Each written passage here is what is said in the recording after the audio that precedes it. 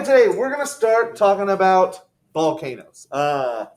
Volcanoes are like the kind of action star for geology. They're the thing that's probably the most exciting. And so there's a lot that goes into volcanoes. I don't know exactly how deep we're going to go into it, but it's a nice time to start talking about volcanoes because right now we literally have a brand new volcano going off. This has been going off for like maybe 2 weeks now. It's in. Is it no? Is it Iceland? I think it's Iceland. Yeah, Iceland volcano. I was about to say Norway, and I was like, that's not right. So this is an Icelandic volcano. You can see it's actually been snowing the last couple days, and so they got a little snow built up on the ground. This is a live feed, so you can see the clouds moving in the background. This is just a camera they've set up to watch this 24/7. So you can jump in on the live stream anytime. The volcano, like the actual vent for the volcano is right here. There's another one over here. There's another one right here. But this, I think, is the main vent. And so you can see where all the lava has left this vent and is kind of flowing downhill and spreading out as it gets a chance. So there's actually a lot of cool stuff. If you go back a little bit on the live stream to when it's night outside, the nighttime views are much better because you can really see the lava glowing. Let me go back a little bit further. It's a little bit foggy out here. But I'm not going to spend too much time on the live stream. But you can see at nighttime or right around dusk, you can really see the lava showing up and glowing pretty well. Yes. I'm confused on what we're looking at. You're looking at a volcano. Wait, a volcano erupting. Does it show when it erupted? It's literally erupting right now. So that's one of the things about volcanoes. We're familiar with the old volcanoes that have already erupted, but the most familiar ones are the ones that erupt in violent fashion. They blow up all at once, and it's like a huge eruption, where most volcanoes take an actual long time to erupt. And so this has been erupting for like 2 weeks. It could erupt for the next 10 years, or it could stop tomorrow. And so you don't really know how long these things are going to erupt. The current longest running volcano is one of the Hawaiian volcanoes. I think it's Kilauea. It has literally been erupting since like 1983. So my entire life, the entire time I've been alive, every single day that volcano has been erupting. So it's just one long eruption. Yeah. Which one is which volcano is the longest dormant volcano? Dormant, well, that's hard to tell because there's a difference between dormant and extinct. Dormant means it's just sleeping, but it could blow up one day in the future. Extinct means it used to be a volcano and now it's dead and it'll never blow up again. And so some of the long dormant ones, we don't really know, is it going to blow up again or is it not? But there's really, really old volcanoes. I'm not familiar with the oldest one. I do know the biggest volcano in the solar system is on Mars, actually, instead of Earth. Yes.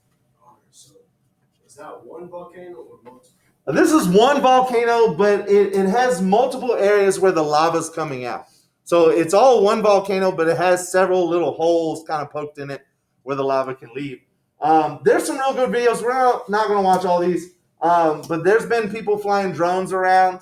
And so you get some nice drone footage around the volcanoes, which is a pretty sweet usage of your drone. If your drone gets taken out by a splat of lava or something, then it's money well spent. And so they've been flying drones around and getting some pretty good footage of the volcano, which is really great. You don't get this very often. Volcanoes don't erupt every single day, especially not in a place where people can access them. Famously, the eruption in the United States, the Mount St. Helens blast in like 1980, they knew it was going to erupt for like weeks and months, and still nobody got any video of it erupting. There's like 3 or 4 pictures, just regular like photo pictures, but no video at all of the eruption, which is pretty disappointing for 1980. It's not like we didn't have cameras or anything. So now with this one, you got people camped out. You got 24/7 live stream. You have people flying drones around. We'll stop this one. On the next footage, they got like overhead drone shots, so you can really kind of get a good idea of where the volcano's at and how it's all flowing downhill? Did you have a question? Yeah, can you keep on? Huh? Can you keep? I mean, they go and scoop it up and take some to the lab, but unless you keep it hot, it's going to turn into a rock. It's going to solidify and cool and become like a solid piece of rock. But how do they keep it as lava without it like burning through stuff? They don't really. They can get a little sample. So like here, they're not going to be able to get a sample back to the lab. In Hawaii, they can build a lab right next to the volcano, and what they do, they have like little insulated cups. And like almost like an insulated thermos in a way made for this. And they have a long pole, and they literally stick their long pole with a cup into the lava, pour it into the container, close it up, and take it to the lab real quick. Even then, I don't know that it's still molten. It could cool and solidify by the time it gets back to the lab. And really, like us studying it while it's molten isn't that big of a deal. It seems crazy, but we can melt rocks. We can heat things up to the temperature of melting. It's a lot hotter than like melting metal, but we can still melt stuff. So you can go into the lab and take any rock that you find on the ground, if you have the right equipment, and melt it down into magma and see what that magma's doing. But yes, we do take samples of not just the rock, but the active lava that's coming out. But I don't know if they get that back to the lab while it's still like molten. So, good questions. If you do just a quick YouTube search, you can find these live streams and these videos. They're not too hard to find. So let's actually get started on the discovery education part. So what they're going to start off on page 1, they start to talk to you about volcanoes specifically. So they're going to use this Mount Tambora volcano in 1815 and how it kind of change the way that we understand volcanoes at the time. So they talk a little bit about the volcano. They say that historians estimate that as many as 200,000 people died from hunger and disease in Eastern and Southern Europe. Conflicts like the Napoleonic War made food shortages worse in Europe. And then India and Asia also suffered. The region received heavy monsoon rains and freezing temperatures. As a result, the rice crop suffered and famine followed. All of these devastating conditions are linked to the massive eruption of Mount Tambora in Indonesia the year before. So the idea here is, like, obviously when we watch these videos, we see the lava, we see the volcano erupting, and we think of that as the danger. But there's a lot of dangers associated with volcanoes that aren't necessarily direct. So the ash fall from this is going to cause a lot of problems. It can keep you from growing crops. It can contaminate your water. Not just the water that you drink, but the water that you put on your crops. So even if it doesn't directly contaminate your fields or your crops themselves, if you're using contaminated water, that's going to be a big deal.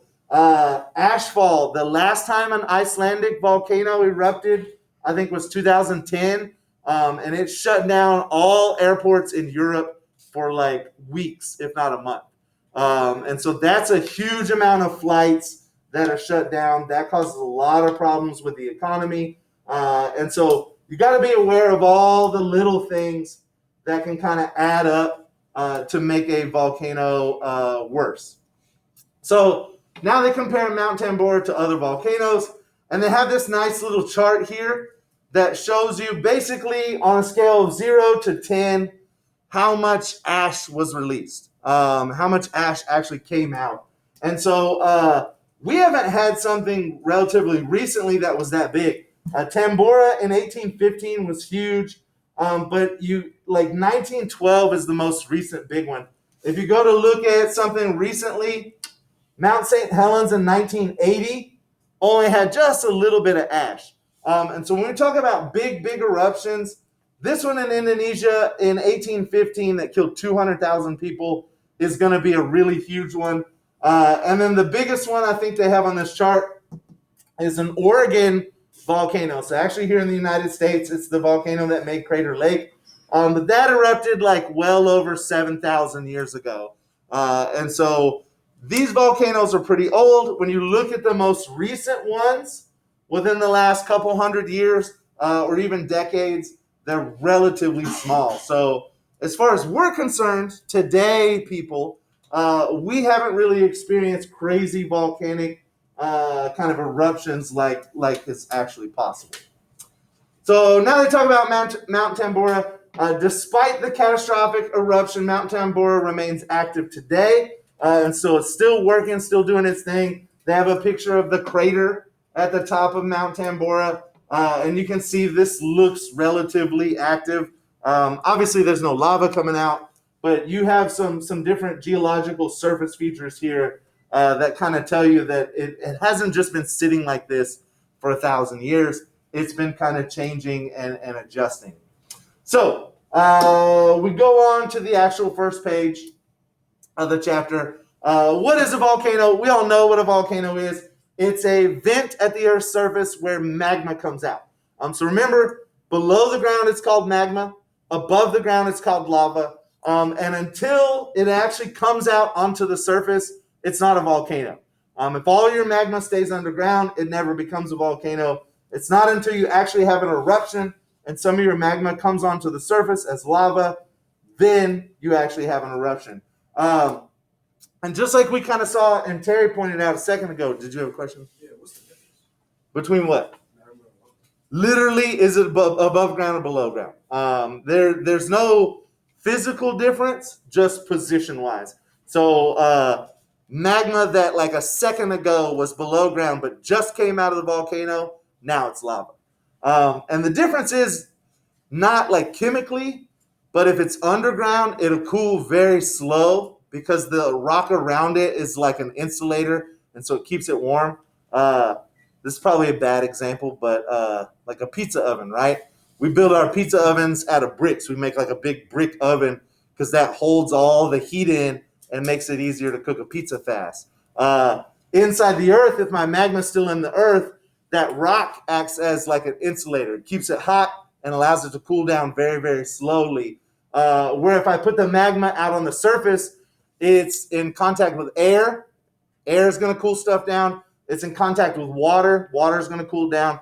It'll cool down much, much faster. So really, what's the difference? Nothing. Magma is lava and lava is magma. But magma is below ground and lava is above ground. That's the only difference. So once it comes out of the volcano, now it's called lava.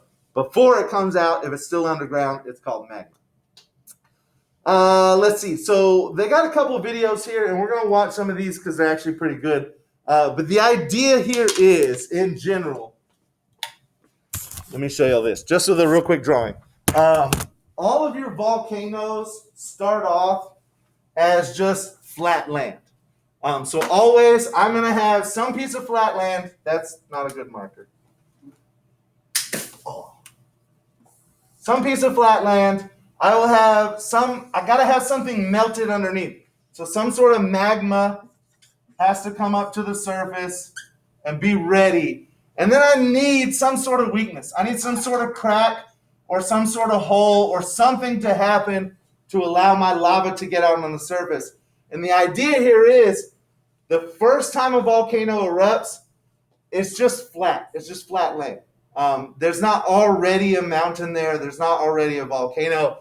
So the first time it erupts, it's going to spill out onto the surface and kind of flatten out. And it's going to solidify. And then the next time it erupts, it's going to come out the top here again, and it's going to make a slightly bigger hill. And then the next time it erupts, it comes out again and makes a slightly bigger hill. And you just build up these layer after layer after layer from each eruption until your mountain just gets bigger and bigger and bigger. And now it becomes like this volcano shape. And so know that if you see like a big, tall mountain volcano, that's an old volcano that has erupted a bunch of times. You can also see kind of volcano features from just volcanoes that erupted once and they were done, or ones that haven't erupted in a really long time.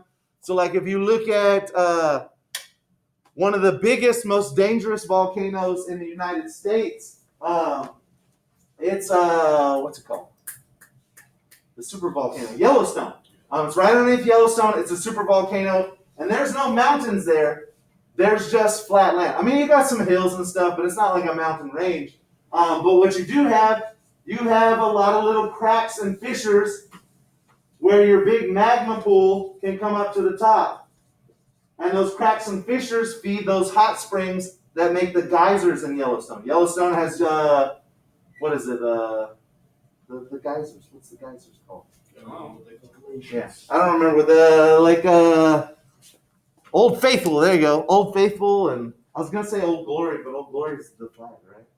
Is that bad? Am I bad at my U.S. history? But anyways, Old Faithful is like the spring fountain. What are they called? Hot springs? Hot fountains? Geysers. Thank you. I don't know why my brain wasn't thinking of that. Did I? My bad. And then I lost it. So yes, the geysers at Yellowstone are kind of like a feature of this possible volcano. It's not possible. It's there. Just one day it's going to erupt. We don't know when. So let's watch this video on the formation of volcanoes. Let me turn the volume up. With a sense of wonder and inspiration. These are the Himalayan mountains, home of Mount Everest, reaching a height of over 29,000 See this brand new footage we got here. feet. Mount Everest is the highest mountain peak in the world. And every year Mount Everest gets taller. For the next few moments, we'll Still take growing. a closer look at the different ways in which the surface of the earth builds up, from the rolling hills to the mighty mountain ranges. What has caused the land to rise? And ultimately, real quick, this is something I want to kind of point out. If it weren't for plate tectonics and if it weren't for volcanoes, the Earth wouldn't be flat, but we wouldn't have mountains. We really wouldn't have continents. Weathering and erosion would have knocked down everything nice and flat, and basically all the land would probably be underwater. And so without volcanoes or plate tectonics, we literally wouldn't have continents to live on or land to live on. We probably wouldn't even be here. So Forces like heat and pressure play a major part in causing the land to rise. These forces are constantly acting upon the earth, both on the surface and deep in the earth's interior. there it is. Look, If we could take a look he's got the pole. inside our planet, Oh, they didn't show we it. would see But he had the long pole. He was tremendous about to heat scoop out some generated from lava. The Earth's interior is constantly They radiating just use a upward metal that towards has the a higher crust. melting temperature, and they don't leave it in there As very this long. heat flows They do it pretty upwards, quick. it becomes trapped between the upper mantle and the Earth's crust. In fact, so much heat becomes concentrated, it causes parts of the solid upper mantle to melt and flow like thick oatmeal. As this hot, lightweight magma So here comes your continues to magma. rise, more and more pressure is created. Large masses of this liquid rock may cool and become solid. This causes the crust above it to rise. When land builds up this way, we call it These nice doming. domes. Other times, molten magma may work its way completely through the crust to the surface of the earth. So here's where you get volcanoes. This magma You gotta have some sort of sometimes outlet. contains highly explosive gases. When it finally breaks through to the surface, it can cause huge and violent explosions, hurling dust and rock fragments for miles through So the these are the big explosive volcanoes that we worry When magma about. breaks through to the surface, we call it a volcano or a volcanic eruption. This awesome display of the Earth's fury can be quite spectacular.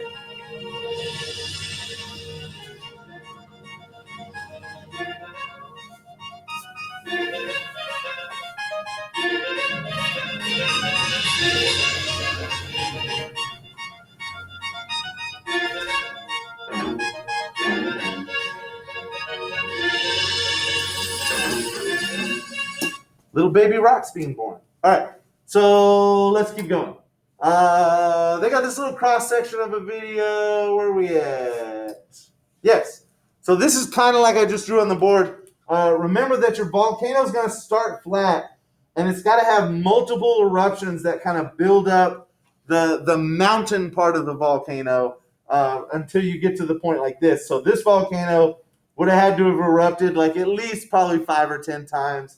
to get this kind of shape that it's looking like there. Let's keep going. So next, what do they talk about? Your different types of lava. We kind of went over this in igneous rocks. So the color of your igneous rock affects what minerals are in it, or are affected by what minerals are in it. And more importantly, when it melts, it gives you a different consistency. So if you remember back to igneous rocks, we have 3 different types of rock minerals and 3 different types of colors. We have felsic, intermediate, and mafic. Felsic was the lighter colored stuff, like gray and pink and white. Intermediate is like a mix between white and black. And then mafic is going to be really darker colored rocks, like your blacks and your greens. The thing here to remember, each of these is going to give you different magma or lava. So felsic rocks, the light colored rocks, like the whites and the pinks, this magma is going to be very explosive. When you see a volcano like erupt in the huge explosion and like half the mountain blows away, those are felsic volcanoes. And the problem is this lava is very thick. And so when it wants to run out of the volcano itself, instead of coming out and just flowing down the hill, nice like we just saw, it plugs up the hole and it won't let anything out of the hole, and it's like stopped up. And so the pressure builds and builds and builds like a balloon being aired up. You're just pushing more lava in, but none's coming out. And so it gets too much pressure built up until literally the volcano pops open and you get your huge eruption. The other end is your dark colored rocks, your mafic rocks, which have the black kind of color to them. Really dark black, dark green color. This lava flows very easily, almost like motor oil consistency. That's the lava you see here, just like gently flowing down the side of this mountain. And you can even see those are people here. That's a group of people here. There might be another group further down here. I think I could see one standing up there. To like walk right up next to a river of lava, like what, a football field or 2 away from a volcano, you got to be pretty confident that that thing's not about to blow up and ruin your entire life. So they're very familiar with these types of volcanoes, and that the lava just flows very easily. There's nothing that's going to stop this up. You're not going to build up pressure. It's not going to like blow half the mountain away. It's just going to run downhill like in a little like lava river until it gets somewhere where it can't go downhill anymore. So you can see the volcano's way up here, and you have this like river of lava just slowly making its way down the mountain, probably until it gets to the ocean, if it's close enough to the ocean to get there. So those are your 3 different types of magma. Remember, the light-colored magma, the felsic stuff, is very explosive. Your dark-colored magma, your mafic stuff, is very easy, safe eruptions like you see in Iceland right now or in Hawaii. They've got their nice, calm, not dangerous explosions. So next, volcanoes at divergent boundaries. They relate this to plate tectonics because almost all volcanoes are associated with plate tectonics. So divergent boundaries first. These do have volcanoes. They're just not exciting. Basically, as I split my 2 plates apart, I can't just like crack the earth open like an egg and look on the inside. So when 2 plates separate, even just a little crack allows magma to come up from the bottom and fill that crack. So everywhere I have plates separating, I have to have volcanoes. Now, the good thing is, they're at divergent boundaries. You don't get a buildup of pressure. There's not a lot going on. And most of the time, this happens underwater in the middle of an ocean. So these volcanoes don't really affect people. They're not very explosive. In general, we don't pay attention to them very much at all. The dangerous volcanoes are at convergent boundaries. That's where I have one plate being pushed underneath another plate. And what happens is the plate that's being pushed down, as it goes down in the earth, it's going to start to melt. This is going down into the middle of the earth now, where I have a lot of heat and a lot of pressure. It starts to melt, and it's going to come up to the surface. And when it does, it usually encounters rocks that don't want to let it through. So these volcanoes, you build up magma underneath the surface, And like I said before, it just builds up pressure and builds up pressure. It doesn't have anywhere to go. And eventually it will pop and you have a real big explosive volcano like Mount St. Helens. Know that Mount St. Helens is right next to the ocean, right where the Pacific plate is going underneath the North American plate. For those of y'all that aren't familiar, Mount St. Helens is in Washington State. So let's see. They do also talk about volcanoes at hot spots. This is like Hawaii. So you see the chain of islands here in the middle of the ocean. This is a great example for Hawaii. There's just a plume of magma that comes up from inside the earth. It always comes up in the same spot, and basically as the plate and plate tectonics moves along, that spot is always feeding like a new volcano. So when you look at Hawaii, the big island of Hawaii, the biggest island, is also the youngest and has the most active volcanoes because it's sitting right over the hot spot. As you go down that Hawaiian chain, the islands get older and older and older, and you get less and less active volcanoes because they're further away from that magma spot. There's no more magma feeding them. And so when you look at the ages of the Hawaiian islands, they kind of show that movement. This one being the oldest and this one being the youngest. And it has the most active volcanoes. We will watch this video real quick. Volcanoes and plate tectonics, yes. When Mount St. Helens in Washington State erupted in May 1980, it blew the northern flank of the volcano apart, creating a massive avalanche. It flattened millions of trees and sent a billowing cloud with thunder and lightning bolts thousands of feet into the sky. 57 people died. Yeah, and notice all the footage, the eruption has already happened. Like the smoke's already coming out, the side of the mountain's already gone. No one was actually recording with a video recorder when the eruption happened, and so they just don't have video of it. It was one of the most violent eruptions in the 20th century.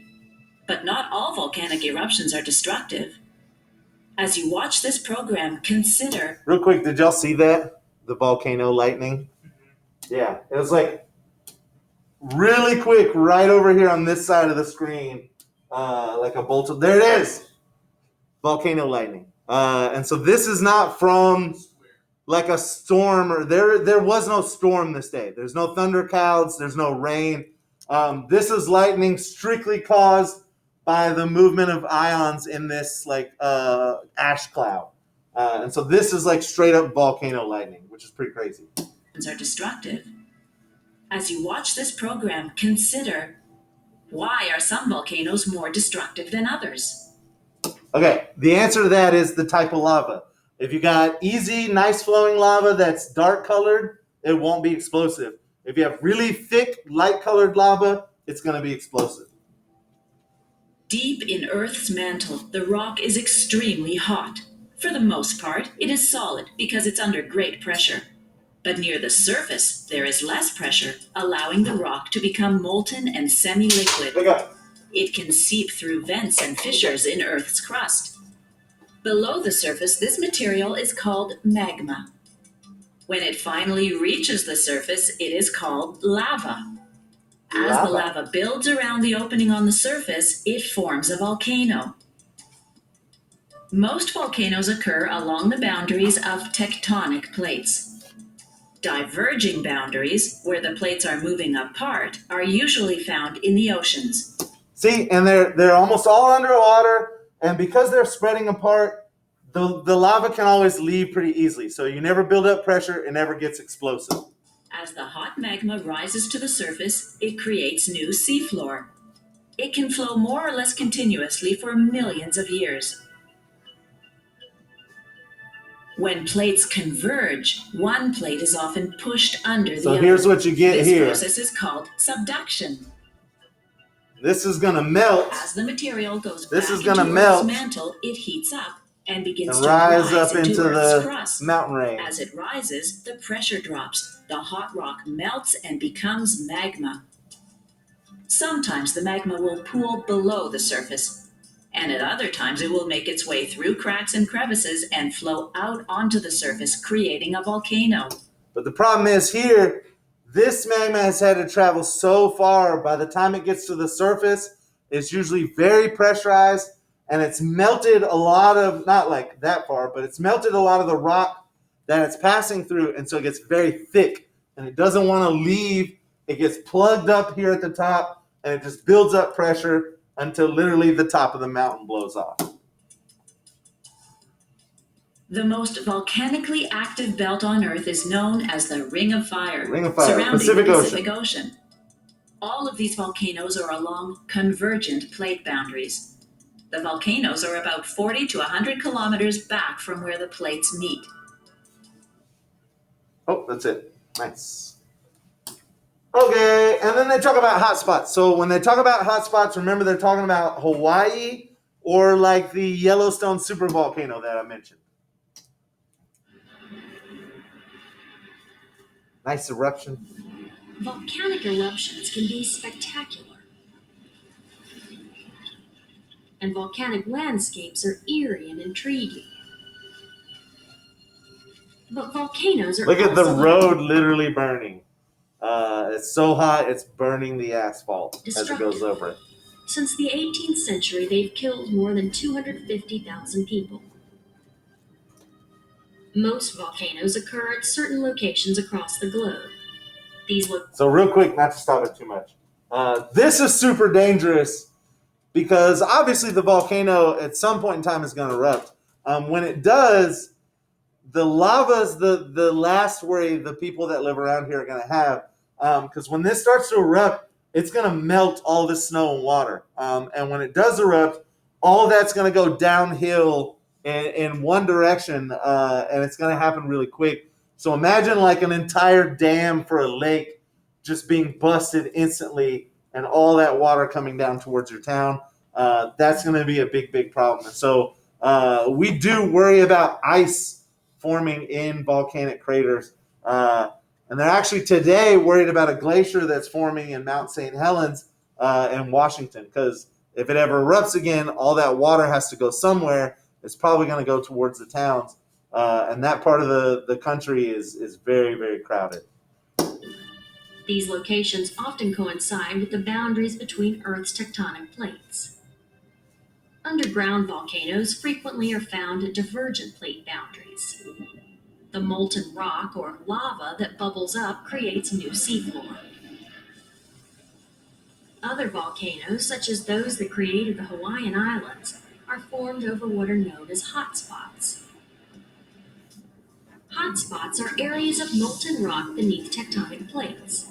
As the plates pass over the hotspots, the magma shoots up through the crust, creating a volcanic mountain. The plate's movement serves as a conveyor belt, resulting in the formation of a chain of mountains. Oh, that was it. What video? Oh, this is not. I was like, what video is still going on? So nice. I think that's. Oh, we didn't watch the effect on global climate. If we got time, we might. What time is it? What time do we leave? 33. All right, we got a little bit of time. I think we're pretty much to the end of the lecture itself. Nice. So we'll watch this last video and then we'll call it a day. This is the effects of volcanoes on global climate. Aware of the dangers of making their homes in the shadows of these giants. But volcanoes don't just devastate the communities around them. Some eruptions can change the world. In 1991, Pinatubo rocketed ash and volcanic gas into the upper atmosphere.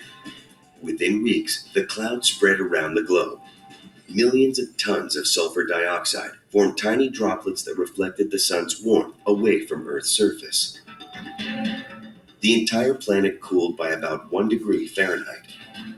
Scientists believe Pinatubo indirectly caused floods and droughts on several continents. Larger eruptions have had even greater impact on the world's climate. In 1815, the Tambora volcano in Indonesia erupted on a scale that dwarfed Pinatubo, spewing out 20 times as much debris. That was followed by what's commonly called the year without a summer. Worldwide temperatures dropped an average of 5 degrees Fahrenheit for... Okay, so think about this. They're talking about how bad one of the recent earthquakes was in 1991, how much ash it spewed, and how it literally changed like the global temperature by 1 degree. Like it dropped it by 1 degree. First off, that's kind of the opposite of what we would think. We would think in a time where lots of volcanoes are erupting, it would actually be hotter, right? Because I have all this heat and magma and lava that's coming up to the surface. That's probably going to heat the earth up. But what we see in history is when I have lots of volcanoes erupting, it actually gets colder. And the reason is all the ash in the air. It blocks out the sun. It keeps us from getting heat. And so it causes a lot of problems. Then he mentions that the Mount, I forget the name of it, Tumbo or something like that. The one we talk about first, it erupted and had much, much more ash come out. And in the history books, they call that the year without a summer. And so imagine areas like here, we'd be okay without a summer, right? We don't survive. Like if we just didn't get up to 100 degrees every single day in the summer, we'd be fine with that. But like if you live in Canada, you need the summer. Like the summer is the time where you actually live and you can go outside your house and do things. And so if you don't have a summer, that's not going to be very good. It's going to throw off all of your planting cycles, all of your trees. Just the entire ecosystem gets a little bit off. Years. The next year, snow fell in New England in June. June in New England, but a far greater snowfall. threat to the Earth's climate lurks beneath America's Yellowstone National Park. Yeah, here's the Yellowstone supervolcano. If the Yellowstone supervolcano unleashes its full fury, the eruption would be more than 500 times larger than Pinatubo. Global temperatures would drop as much as 25 degrees. Crops would fail. Tropical zones would lose all seasonal rainfall. Millions could die of starvation and thirst. If you deprive the world's population of crops for 5 or 10 years, what happens then? Well, there's mass starvation. So it doesn't necessarily take that long a time before the world is in a crisis. Scientists are still unsure if Yellowstone will ever erupt as strongly in the future as it has in the past. But one thing is certain. If a super eruption does occur, life as we know it will change forever. Okay, and ultimately, the key to this is, don't be terrified of volcano stuff, but know that what we do here, like living here on this planet and being human beings, is pretty fragile. For example, a bunch of y'all are driving, right? You're driving your cars. Has anybody been in like an accident yet? Not yet. Okay, so it'll happen to every single one of you. Statistically, you'll get an accident at some point in time. When you get in an accident, you realize like literally how close to death you are every single time you get in a car. Because before you get in an accident, all the rules work. I stay on my side of the road, you stay on your side of the road, and we all get where we're going, right? But then after you have an accident, you realize, oh, there's literally nothing keeping that other car on their side of the road. Nothing but an agreement between you and me that we're going to stay on our side. If they stop paying attention for a second, if their car malfunctions or who knows what happens, and they come onto my side of the road, like everything stops. It's game over then. And there's lots of stuff that works that way. In the coronavirus pandemic, we lived our entire life knowing that when we go to the grocery store, there will be toilet paper. And when I go home, I'll be able to wipe my butt. And then the pandemic happens, and all of a sudden, toilet paper's not guaranteed. I went like weeks and weeks and weeks going to the grocery store multiple times a week and never seeing toilet paper. And so we like live in this very confident area where we're like, oh, we'll always have food. The grocery stores will always be open. There'll always be gas at the gas station. And everything's going to be great. Well, it is right up until the point it's not. And if you do have a big Yellowstone explosion, if you have a big hurricane or a big wildfire season, things can start to change and it can get out of hand real quick. You would have never guessed that if we get a really bad flu go around, you have a hard time getting toilet paper. If we get a snowfall in Texas, all the power goes out and you can't even buy gas because they can't get gas at the gas stations. Then turns out it happens, and you're like, oh yeah, all of this stuff, like, it just works because we're able to make it work. And if something happens and we can't make it work anymore, everything kind of falls apart pretty quickly. So we want to be prepared. We want to know about this stuff, and that's your lecture for today. Tomorrow, we will do an assignment on this. Yes. Yeah.